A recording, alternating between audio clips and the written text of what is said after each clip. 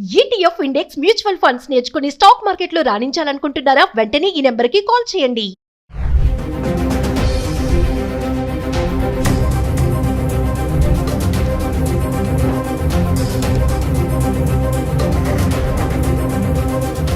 Hello viewers, welcome back to Suman TV. ప్రస్తుతం మనతో పాటు ఉన్నారు 20 years నుంచి అమెరికాలో ఉంటున్నటువంటి ఎంఎన్సీ ఎగ్జిక్యూటివ్ వీరభద్ర సార్ గారు. సార్తో మాట్లాడండి.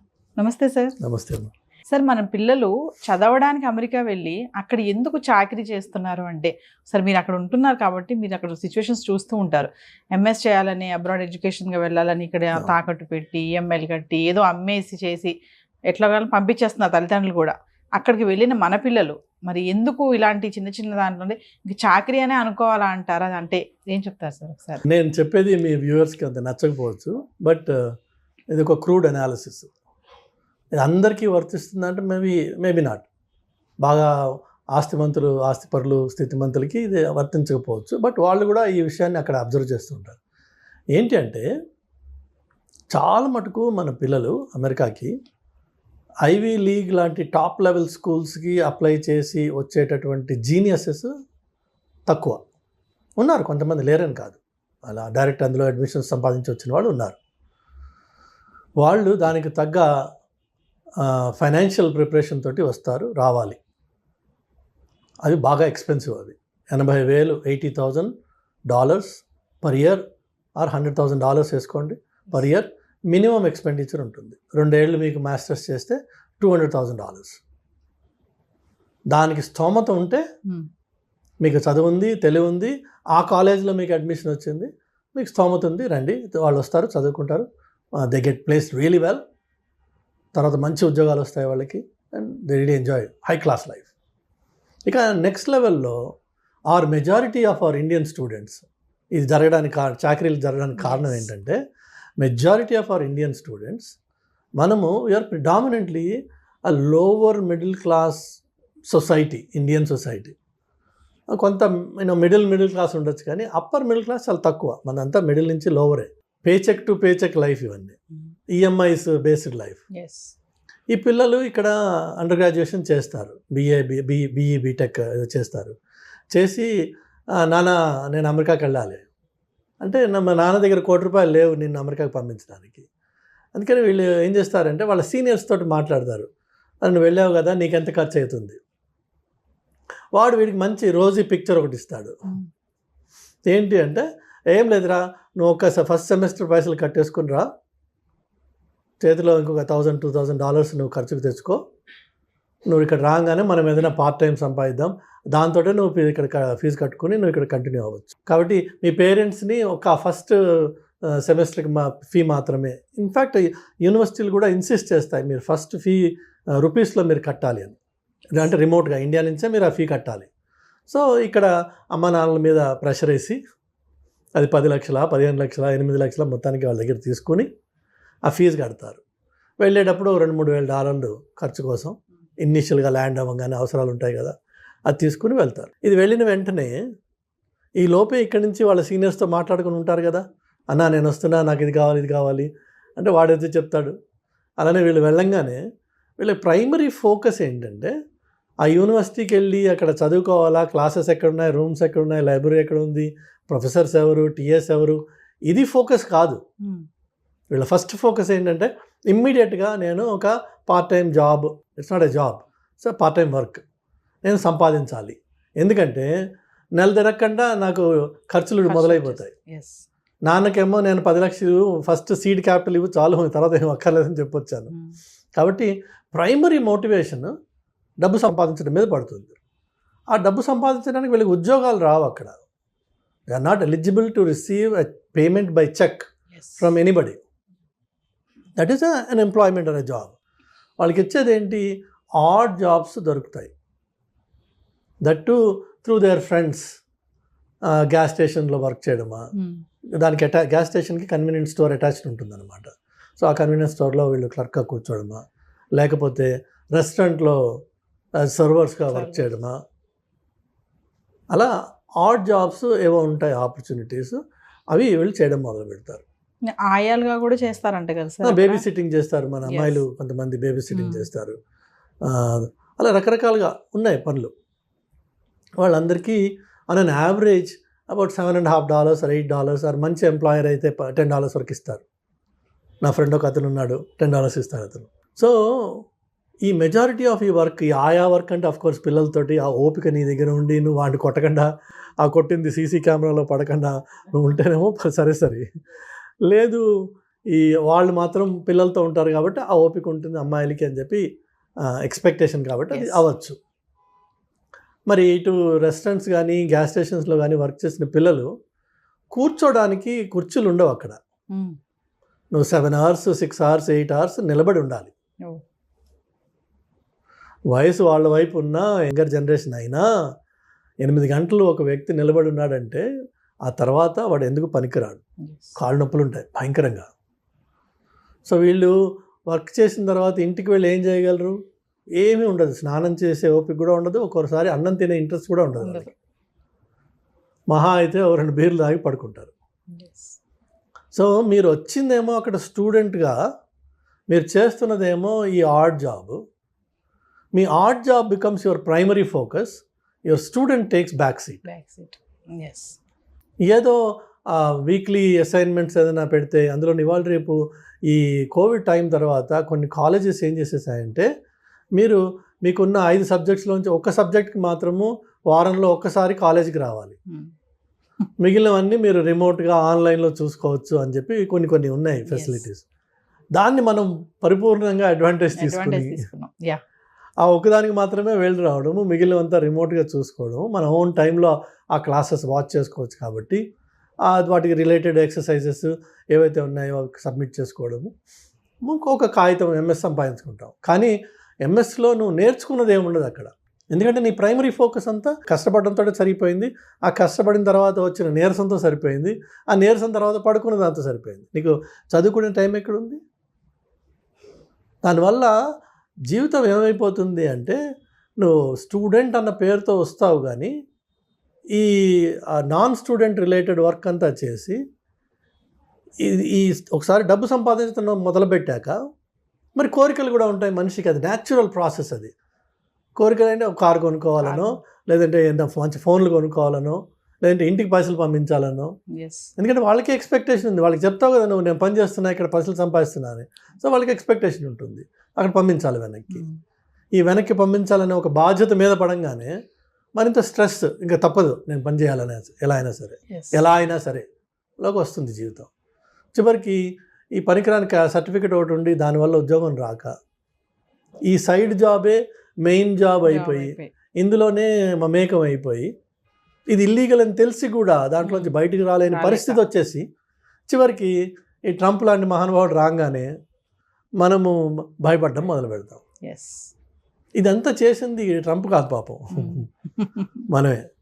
అయితే మీరు చూస్తే యాక్చువల్గా ఈ మధ్యకాలంలో ఆన్లైన్లో మీరు న్యూస్ చూసి ఉండొచ్చు, చాలామంది స్టూడెంట్స్ ఈ ఇంటర్వ్యూస్ ఎక్కడైతే పోర్ట్ ఆఫ్ ఎంట్రీలో జరిగే ఇంటర్వ్యూస్లో వాళ్ళ దగ్గర వాళ్ళ ఫోన్ ఓపెన్ చేయించి అన్లాక్ చేసి ఫోన్ తీసుకుని వీళ్ళ వాట్సాప్ చాట్లు, వీళ్ళ ఈమెయిల్స్ ఆ ఆఫీసర్స్ చదివి ర్యాండమ్గా చూస్తారు. అన్నీ ఏం చూస్తారు వాళ్ళు ర్యాండమ్గా. ఎందులో అన్నా జాబ్ అనే మాట ఉందా, అట్లానే నీ బ్యాంక్ అకౌంట్ చూపించమని అడుగుతాడు వాడు.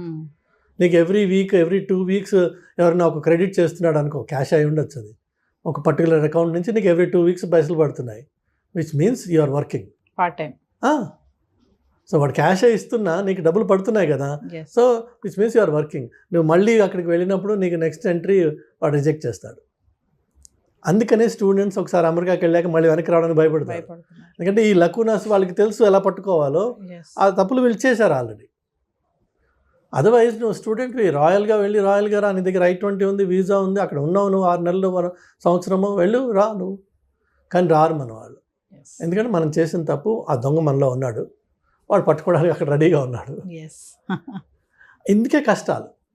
ఇన్స్టెడ్ ఆఫ్ దాట్ నా సలహా ఏంటంటే తల్లిదండ్రులకు కానీ పిల్లలకు కానీ, నువ్వు స్టూడెంట్గా అమెరికాకి నేర్చుకోవడం కోసం అది ఏదన్నా ఒక స్పెషలిస్ట్ స్కిల్ సెట్ నువ్వు సెలెక్ట్ చేసుకో ముందే, దాని మీద వర్క్ చేయి, దాని మీద స్పెషలిస్ట్గా మాస్టర్గా, that's what is masters right. The master అవడం కోసం దట్టు లోకల్ అమెరికన్ కాంటెక్స్ట్లో ఈ మాస్టరీ ఎట్లా అప్లై చేయొచ్చు, అన్నది నేర్చుకోవడం కోసం నువ్వు అక్కడికి వస్తున్నావు, అక్కడికి రావాలి.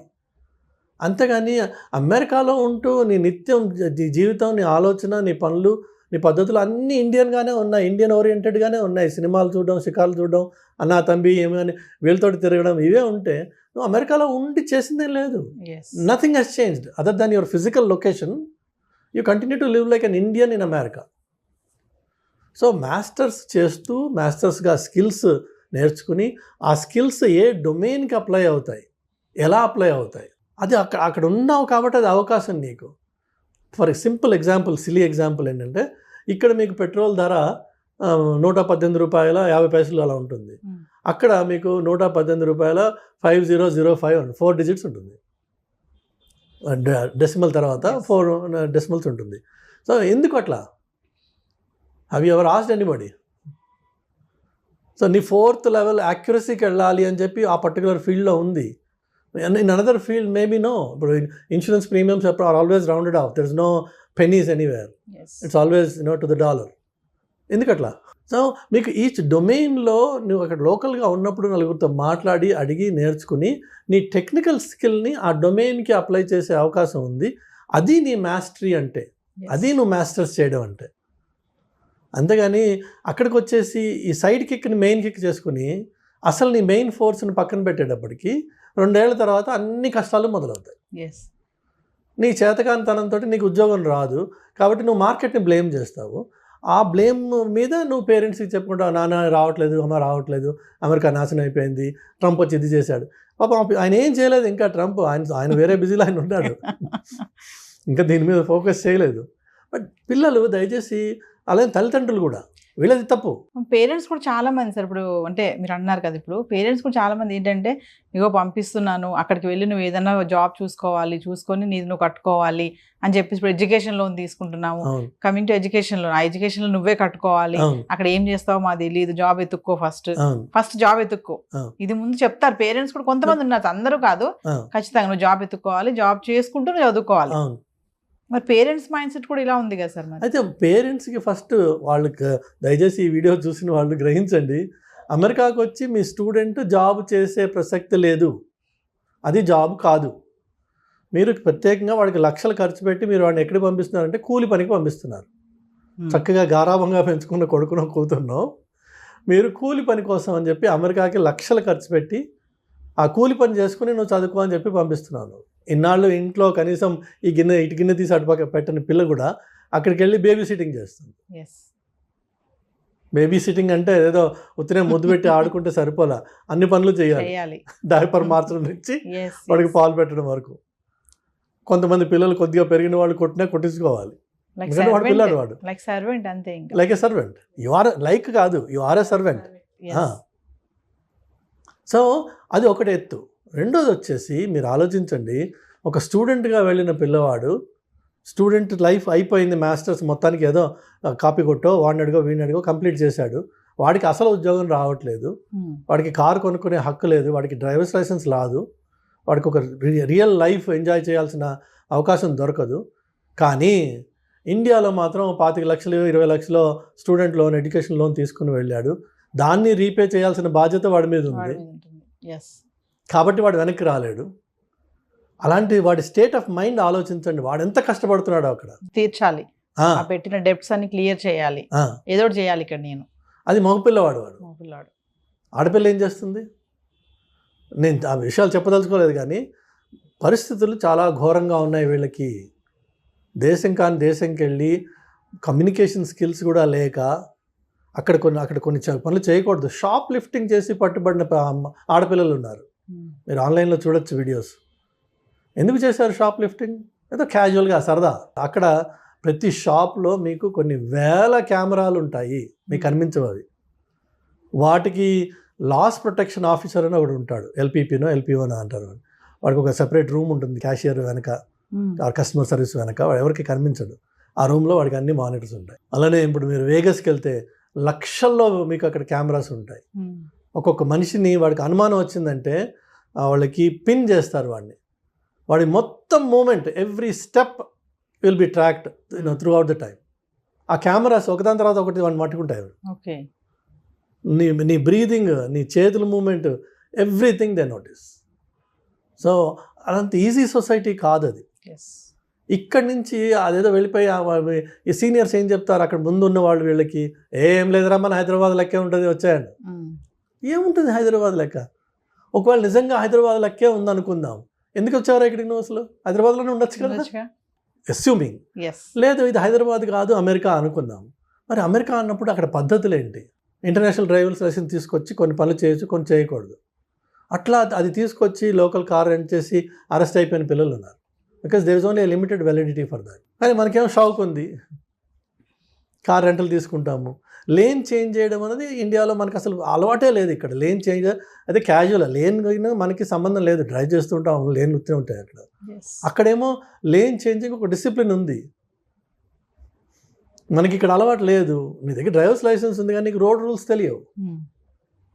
తెలియనప్పుడు నువ్వు రోడ్ రూల్స్ తెలియకుండా ఆ రోడ్డు మీద డ్రైవ్ చేస్తే నువ్వు ఆటోమేటిక్గా you will be in trouble. First day second day కాకపోవచ్చు, థర్డ్ డే మేజర్ ట్రబుల్లోకి వెళ్ళచ్చు. ఆ ఒక్క తప్పు నీ జీవితాన్ని మొత్తం మార్చేస్తుంది ఒకసారి. ఎందుకంటే అమెరికాలో సార్ నేను స్టూడెంట్ని నన్ను వదిలేసేయండి అంటే వాడు వదలడు. నువ్వు క్రైమ్ చేసావు, you have to pay for it, plain and simple. Judge కూడా మిమ్మల్ని కొన్ని విషయాల్లో ప్రొటెక్ట్ చేయలేడు, బికాజ్ ఫెలనీ క్రైమ్స్ అని ఉంటాయి, వాటికి మినిమం పనిష్మెంట్ ఉంది. Judge has to give it between 5 to 15 అంటారు. So judge has to give minimum 5 కంటే తక్కువ ఇవ్వలేడు ఆయన, 15 కంటే ఎక్కువ ఇవ్వలేడు. బట్ లా అలా డిక్టేట్ చేసింది కాబట్టి judge also is bound by that. మనకి ఇక్కడ ఏదో మేనేజ్ చేద్దామన్నా, వాడికి ఫోన్ చేద్దామా, వీడికి ఫోన్ చేద్దామా, నీకు ఈ లైఫ్ నుంచి వచ్చి నువ్వు ఆ లైఫ్లో అది నేర్చుకోకుండా అక్కడ తప్పు చేసావు అనుకో, మైనర్ అమ్మాయిల్ని if you try to reach them through any means can put you behind bars for good. ఆ అమ్మాయి చూడడానికి 20 ఏళ్ళ అమ్మాయిలా ఉండొచ్చు, నీకు తెలియదు ఆ పిల్ల 13 అయి ఉండదు. ఏమన్నా కెలికావు, లైఫ్ గాన్.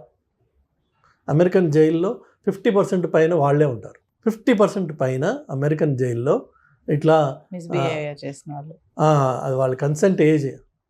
ఈ మైనర్స్ని సెక్చువల్గా అబ్యూస్ అటెంప్ట్ చేసిన వాడు ఇంకా అబ్యూస్ చేయకపోవచ్చు, అబ్యూస్ చేసిన వాడు ఉండొచ్చు, అటెంప్ట్ చేసిన వాడు కూడా will get punishment in jail. నీకు ఇవన్నీ తెలియవు అక్కడ. సో మనం వెళ్ళినప్పుడు ముక్కుసూటిగా స్టూడెంట్గా వెళ్ళాను, స్టూడెంట్గా ఉండాలి, స్టూడెంట్గా నేర్చుకోవాలి, ఈ కొత్త సొసైటీలో నేను బాగుపడాలి అనే ఉత్సాహంతో పిల్లలు వెళ్ళాలి.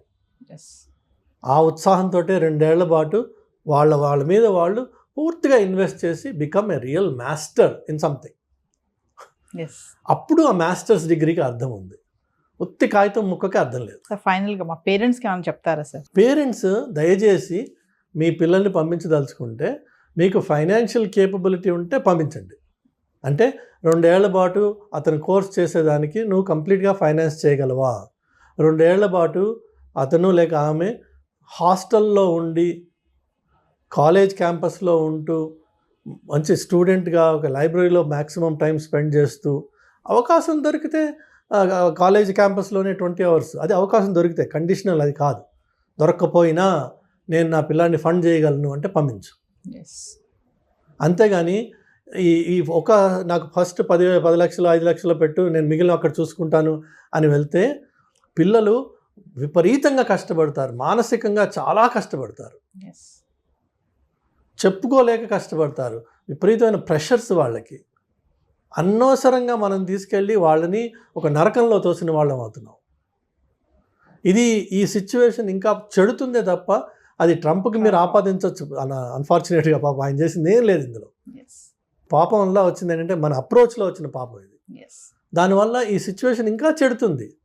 ఇప్పుడు ఒక ఊర్లో ఎన్ని రెస్టారెంట్స్ ఉంటాయమ్మా, ఎన్ని లక్షల మందికి వాళ్ళు ఉద్యోగాలు ఇవ్వగలరు? నీ ఫస్ట్ ఇయర్ స్టూడెంట్ ఉన్నాడు కదా అక్కడ, ఆల్రెడీ అక్కడ వర్క్ చేసిన వాడు, ఇప్పుడు కొత్తగా స్టూడెంట్ వచ్చాడు, అదే రెస్టారెంట్లో వాడికి ఏమి ఇస్తాడు? రెస్టారెంట్స్ అయితే పెరిగిపోవట్లేదుగా నీ స్టూడెంట్స్ లాగా, కానీ ప్రతి సంవత్సరం 10,000 మంది దిగుతున్నారు ఒక టౌన్లో. ఎంతమందికి వస్తాయి ఉద్యోగాలు? సో ఇందులో కొంతమందికి వస్తాయి, కొంతమంది రావు. రానివాడు ఏం చేయాలి మరి? ఇప్పుడు హీనంగా బతుకుతున్నారు మన పిల్లలు. దానికి తల్లిదండ్రులు సహకరించి వాళ్ళని పంపిస్తున్నారు అక్కడికి. దయచేసి పంపించకండి. మీ దగ్గర ఆర్థిక స్తోమత ఉంది, మీ పిల్లవాడికి అంత తెలివి ఉంది, వాడు మంచి స్టూడెంట్, ఇక్కడ చదువుకున్నాడు, వాడికి ఫోకస్ ఉంది, అక్కడికి వెళ్తే మరింత బాగుపడతాడు, నేను దాన్ని ఫండ్ చేయగలను, నా దగ్గర డబ్బులు ఉన్నాయి, ఇల్లు అమ్మైనా సరే నేను వాడిని పంపిస్తా, ఇదే నా ధ్యేయం, వండర్ఫుల్, చెయ్యి. అంతేగాని బిడ్డ నేను 20 లక్షలు తీసుకొచ్చా, నేను ఈ 20 లక్షలే నీకు తీసుకెళ్ళు, నువ్వేం చేసుకుంటావు చేసుకో, అక్కడ తర్వాత నుంచి నీదే లైఫ్ అని పంపించొద్దు. పంపిస్తే వాళ్ళు చాలా చాలా చాలా చాలా కష్టపడతారు. నరకానికి మీరు డోర్ ఓపెన్ చేసిన వాళ్ళు అవుతున్నారు. చేయకండి ప్లీజ్.